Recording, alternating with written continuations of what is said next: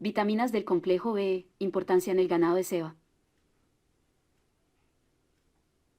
En una ganadería especializada en la producción de carne, es muy importante que los vacunos presenten hambre o apetito y que estos tengan buena conversión de alimentos en carne. Las vitaminas del complejo B contribuyen en el tema de aumentar la eficiencia metabólica de los vacunos. Por favor, si te gusta este tipo de videos, suscríbete al canal y dale al botón de me gusta.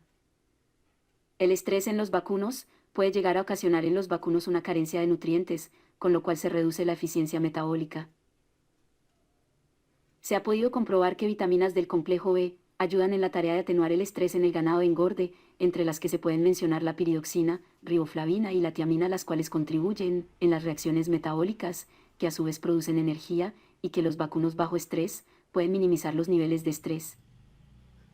Cuando el ganado vacuno, arriba del corral, expresa baja actividad rumial y niveles bajos de microorganismos en el rumen, con lo que se puede provocar deficiencia de los nutrientes del complejo B.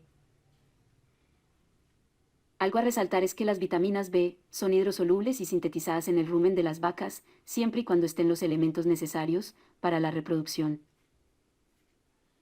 El cobalto es un mineral que es útil para la producción de vitamina B12 o cianocobalamina. Generalmente no es necesario suministrar el complejo B, se deberá utilizar siempre que exista parasitismo extremo o deficiencia nutricional.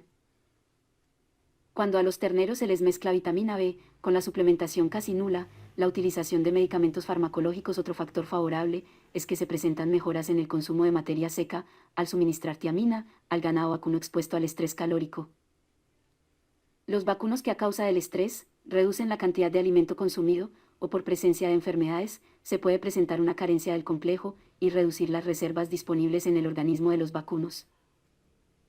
Las infecciones en el ganado vacuno reducen los niveles de piridoxina, que es vitamina B6, vitamina B12 y ácido pantoténico en la sangre. Otro aspecto a mencionar es que el ganado vacuno que es transportado largas distancias presenta bajas concentraciones de vitamina B6.